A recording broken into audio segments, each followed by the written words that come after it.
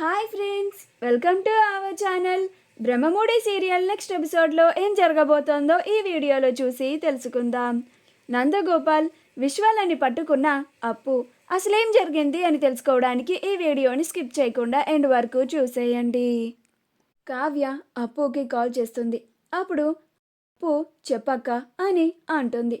అప్పుడు కావ్య, ఏమే అప్పు, ఆ నందగోపాల్ని పట్టుకున్నావా అని అంటుంది. అప్పుడు అప్పు, అదే పనిలో ఉన్నానక్క.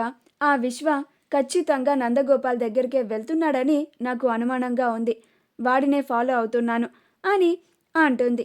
అప్పుడు కావ్య, బ్యాంకు వాళ్ళకి మన ఆస్తులు నగలు అన్నీ అప్పచెప్పేశామి. వాళ్ళు ఇంకా ఇంటిని జప్తు చేస్తున్నారు. నువ్వు త్వరగా ఆ నందగోపాల్ని పట్టుకొని తీసుకురా.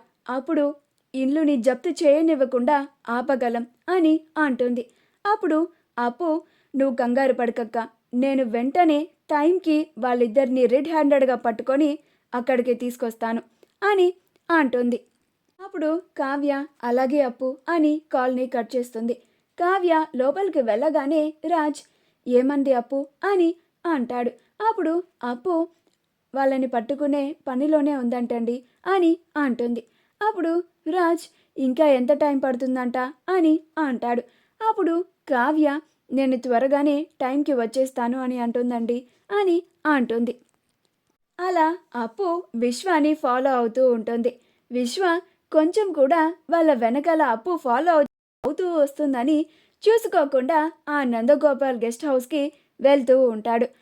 బ్యాంక్ ఆఫీసర్స్, మేడం, మీరు ఇచ్చిన ఆస్తి డాక్యుమెంట్స్, మీరు ఇచ్చిన నగలు పెట్టి మొత్తం క్యాలిక్యులేట్ చేసినా కానీ మాకు రావాల్సిన సొమ్ము సరితూగడం లేదు. మీ ఇంట్లో ఉన్న సిల్వర్ ఐటమ్స్ని కూడా తీసుకొని రండి అని అంటారు. అప్పుడు రుద్రాణి, ఆఫీసర్స్, ఈవిడ ఇంకా కొన్ని నగలు దాచిపెట్టుకొని మొత్తం మీకు అప్పచెప్పలేదు అని అంటుంది. అప్పుడు బ్యాంక్ ఆఫీసర్స్, ఏంటమ్మా ఇది, వెళ్ళి మీ దగ్గర ఉన్న మొత్తం నగల్ని తీసుకొని రండి అని అంటారు. అప్పుడు ధాన్యలక్ష్మి, ఇప్పుడే కదండి నా దగ్గర ఉన్న మిగిలినవన్నీ తీసుకొచ్చి ఇచ్చేశాను అని అంటుంది. అప్పుడు రుద్రాణి, నాకు తెలుసు ధాన్యలక్ష్మి, నీ దగ్గర ఎన్ని నగలు ఉన్నాయో, నువ్వు కొన్ని నగలు ఇంకా నీ దగ్గర దాచిపెట్టుకొని నువ్వు బ్యాంకు వాళ్ళకి అప్పచెప్పకుండా ఇలా అబద్ధం చెప్తున్నావు అని అంటుంది.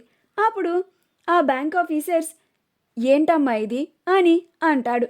అప్పుడు ధాన్యలక్ష్మి, ఉండండి తీసుకొచ్చిస్తాను. ఈ రుద్రాని అసలు పీక పిసికి చంపేసినా తప్పు లేదు.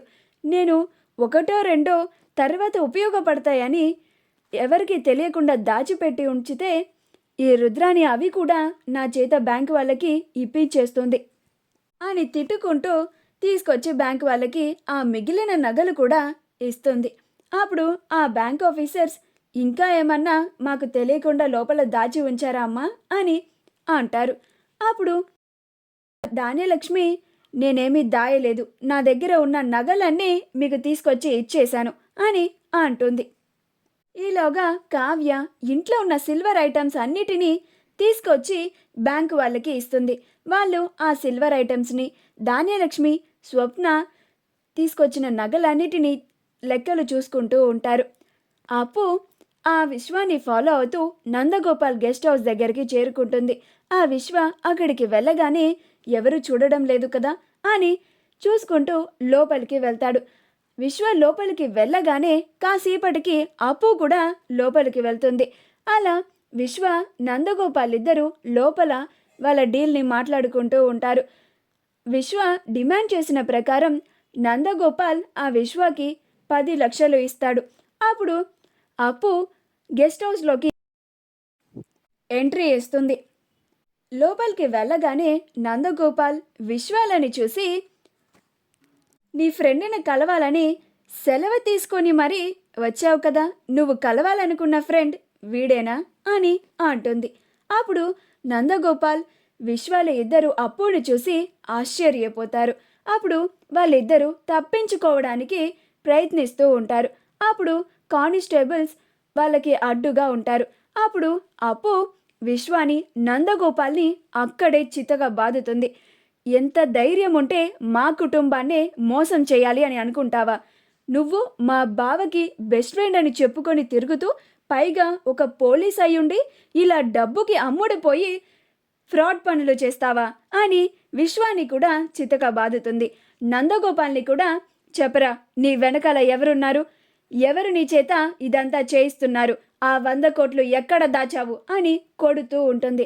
అప్పుడు నందగోపాల్, నా వెనకాల ఎవరు లేరు మేడం, నన్ను క్షమించండి మేడం, తప్పైపోయింది మేడం, ఇంకోసారి అలా చేయను అని అంటూ ఉంటాడు. అప్పుడు అప్పు, నటించకురా, నువ్వు చనిపోయినట్లుగా నటించి కూడా మా కుటుంబానికి 100 కోట్లను ఎగ్గొట్టావు కదా, నిన్ను ఇలా అడిగితే నువ్వు సమాధానం చెప్పవు, ఆ 100 కోట్లు ఎక్కడ దాచావో చెప్పవు, నీ వెనకాల ఎవరున్నారో కూడా చెప్పవు, నీకిలా కాదు, వెంటనే పద, కానిస్టేబుల్స్ వీళ్ళిద్దరిని జీపెక్కించండి అని దుగ్గిరాల వారి ఇంటికి వాళ్ళని తీసుకొని వస్తూ ఉంటుంది. బ్యాంక్ ఆఫీసర్స్ వాళ్ళు డాక్యుమెంట్స్ అన్నీ పూర్తి చేసుకున్న తర్వాత, అమ్మ లెక్క కరెక్ట్గా సరిపోయింది, ఇక మీరు ఈ ఇంటిని ఖాళీ చేసి ఇప్పుడే వెళ్ళిపోవాలి, మేము సీల్ వేస్తాము అని అంటారు. అప్పుడు అందరూ బాధపడుతూ ఉంటారు. అప్పుడు సీతారామయ్య, ఏంటి చిట్టి బాధపడుతున్నావా అని అంటాడు. అప్పుడు ఇందిరాదేవి, లేదు బావా, నువ్వు ఎక్కడ ఉంటే నేను అక్కడే ఉంటాను, నువ్విచ్చిన మాట కోసం మన సర్వస్వాన్నే ఇచ్చేస్తున్నాము, నాకు చాలా గర్వంగా ఉంది బావా నిన్ను చూస్తుంటే, నువ్వు నన్ను ఎక్కడ ఉండమంటే అక్కడే సంతోషంగా బతికేస్తాను బావా అని అంటుంది. అలా అందరూ వాళ్ళు అప్పటి వరకు ఉన్న వాళ్ళ ఇల్లుని ప్రేమగా బాధగా చూసుకుంటూ ఇంటిలో నుంచి బయటకి అడుగు పెడుతూ ఉంటారు. అలా బయటికి వచ్చాక కూడా వాళ్ళ ఇల్లునే చూసుకుంటూ ఉంటారు.